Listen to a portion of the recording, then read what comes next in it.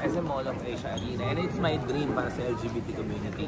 So yung unang-una na expect nila dyan, of course, is yung stage, yung #MassTP stage na talagang inaabangan every year sa mga ginagawa ko, sa mga different pageants. So yun yung number one na talagang sobrang napaproud ako kasi nga first time natin doon. So I want to have the history talaga for LGBT community talaga. So yun yung number one. And of course, yung transformation ng mga candidates natin. So yun yung mga dapat nating abangan. Kasi nakita niyo sila from the press presentation and down, nakita niyo kung paano sila nagtatransform unti-unti dahil syempre, kagaya ng pinangako ko, hindi namin pinabayaan ang mga candidates natin. So yung organization is talagang tumulong para sa mga candidates natin. Sinuport namin sila, yung mga walang costumes, yung mga walang gowns. So natutuwa ako dahil ang dami din nag-support ng mga designers. Dahil nung time na nag-ask ako ng help for the community, talagang dun ko nakita yung unity. Tinulungan nila yung mga candidates. And even, hindi lang yung mga designers natin, even co-candidates, sila mismo yung nagtulungan sa isa't isa. Tuwan-tuwa ako. I heard yung accommodation ng ating mga candidates din from co-candidates. I'm sure na, may ko kasi MIQ, ano rin ako candidate. So, na-provide nyo rin din po ba yun? Yung mga accommodation. Yes, opo, kasi may mga candidates tayo na talagang from malayo, from mga provinces. So, talagang pre-provide namin. Meron akong mga candidates na pinagsama-sama sa isang parang Big Brother house. Tapos, so yun, we provide the food for them, the breakfast, lunch, dinner. Minarket namin sila for the whole week dahil nga syempre madami tayong activities. So, nagkaroon talaga ng sisterhood, which is tuwan-tuwa ako kasi yung mga candidates is para sila naging magkakapatid. Which is yun naman talaga yung gusto kong mangyari. So, and that is alagang Tayin din siya, alagang MIQPH. Alagang MassTP? Yeah, MassTP. And Sir Tays, go. MassTP, kailan mo ba inumpisahan itong pangarap na ito na dalhin sa MOA? Kailan dumating yun yung sa utak mo nun? Siguro 10 years ago. 10 years. Dekada na din. Tapos ngayon, finally... Dati dinodrawing ko lang yun.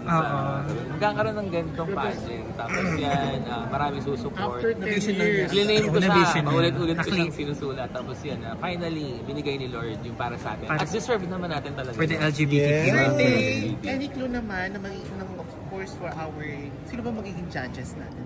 Judges, of course. Sige, one hint natin sa judges natin. Alagang ano kasi yan, #MassTP. Ako gumawa ng wedding yan.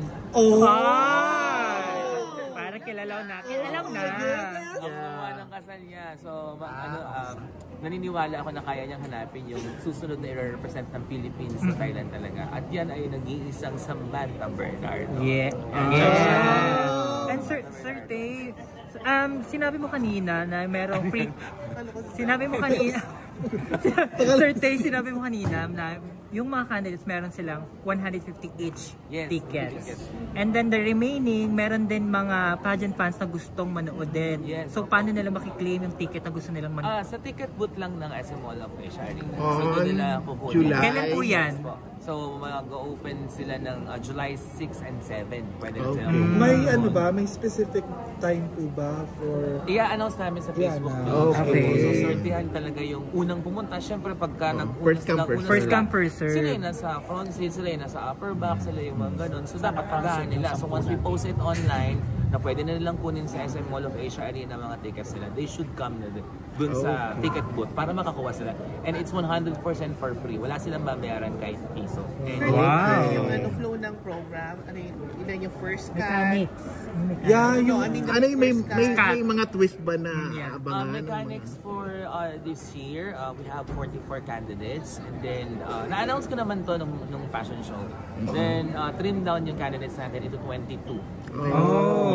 So, bali production, cut na po agad. Just like Miss Universe. Yes. So, after po nung ating opening, since we have the preliminary round, so dito namin kukunin yung top 22. You have fast tracks po ba? Yes po. Tapos po, pagkatapos po natin ng top 22, so yung top 22 lang po yung magsa-swimsuit. Yun. And then, after that, cut ulit into 10. And then, after that, awarding na po. Ay, walang top 3. Yun po yung mga twist natin. Top 10, walang top 3. Wala po. Isa lang po yung mananalo for this year. Last question, Sir Tay.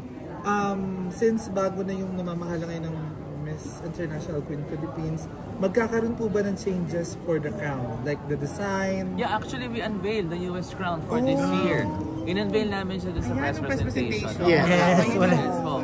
Press presentation, yung crown natin. Who designed the crown po? God Diamonds pa din from Thailand.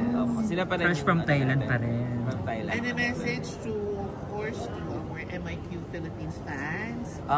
This is your chance to watch it live na walang bayad yung ticket. So, huwag niyo pong sayangin yung pagkakataon na ginawa ko from the beginning. And praying po na magawa ko yan every year, na makapag-free tickets tayo so para mas marami pang support. More weddings So, to come. Yun po yung natin, yung dream natin kasi hindi ako after talaga dun sa ticket selling. I want is masuportahan yung mga candidates natin.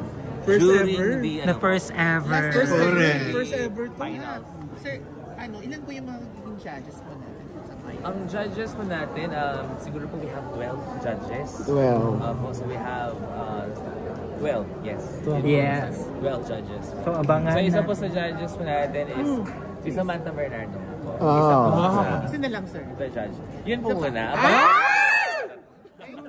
Thank you so much. Thank you so much. Kapag